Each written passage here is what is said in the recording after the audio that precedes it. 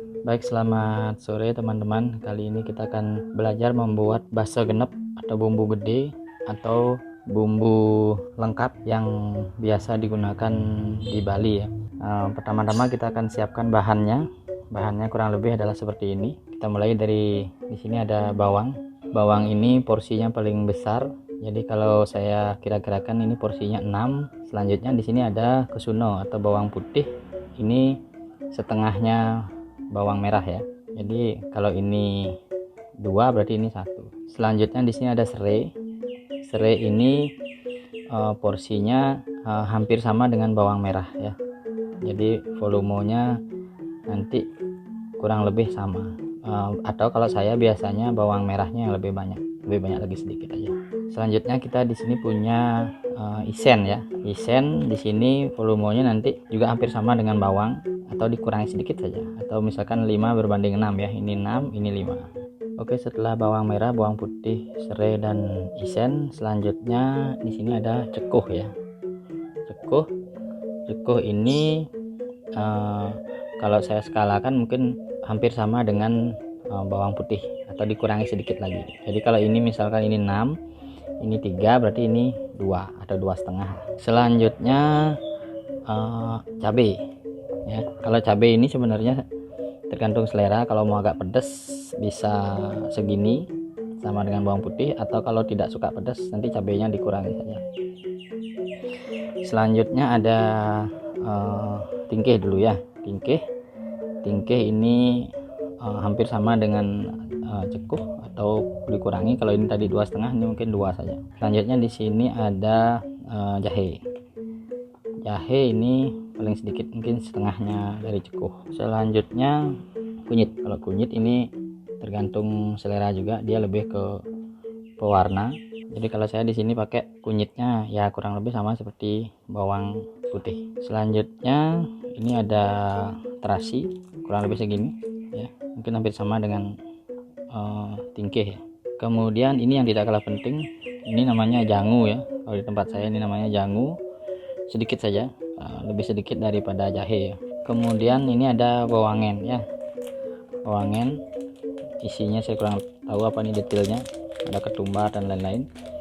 Kalau dengan porsi segini mungkin ini pakai bawangen yang kecil 2 bungkus seperti ini ya. Tapi ini tidak semuanya saya pakai, nanti yang dibungkus dengan kertas ini biasanya tidak saya pakai. Oke, bahan-bahannya kurang lebih seperti itu. Nanti semua bahan ini kita potong-potong kecil-kecil dan dihaluskan ya. Pertama kita potong-potong dengan pisau atau dengan belakas. Kemudian kalau sudah dipotong kecil-kecil bisa ditumbuk atau di blender. Yang jelas bagaimana caranya agar ini semua jadi halus. Cara motongnya tidak ada ketentuan tertentu, tapi yang penting ini dipotong kecil-kecil jadi halus seperti itu. Oke, sekarang kita akan potong-potong, kita akan olah.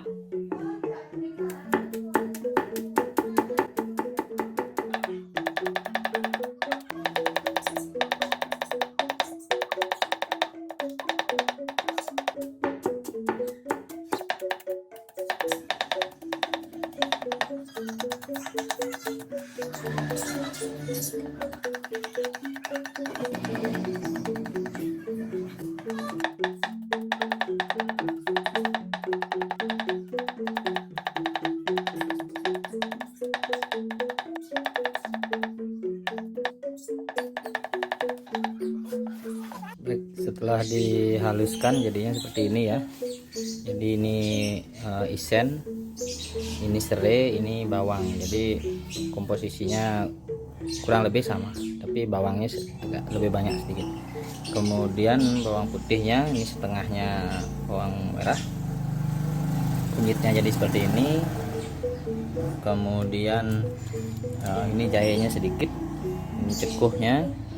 Kemudian ini tingkihnya, kemudian cabenya segini. Nah, cabenya nanti sesuai selera ya. Kemudian ini terasi. Kemudian ini sebaiknya ditumbuk dulu ya, nanti isinya biar pecah sebelum di blender.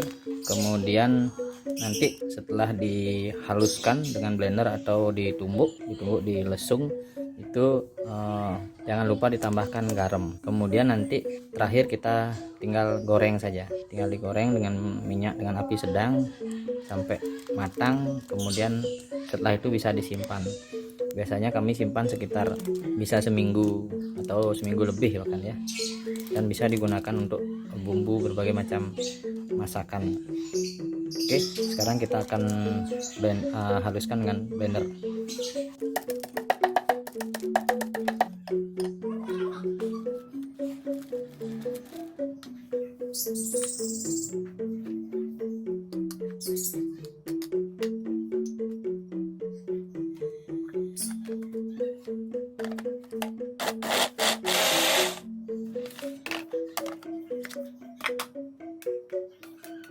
Baik, ini hasilnya yang sudah dihaluskan dengan blender seperti ini. Jadi tadi pas di blender itu biar lebih mudah memblendernya, bisa dicampur sedikit dengan air putih ya.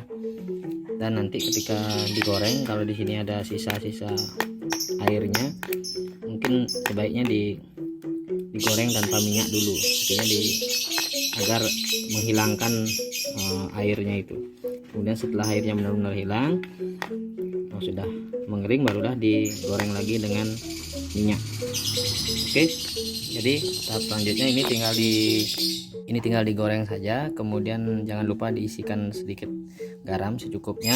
Setelah matang tinggal didinginkan dan disimpan di kulkas. Jadi nanti bisa digunakan untuk keperluan masak-memasak, bisa untuk ares, bisa untuk sate dan lain-lainnya. Oke, sampai di sini dulu. Selamat mencoba. Jika ada yang kurang bisa ditanyakan di kolom komentar, dan karena saya juga masih belajar, mohon kritik dan sarannya. Terima kasih, sampai jumpa.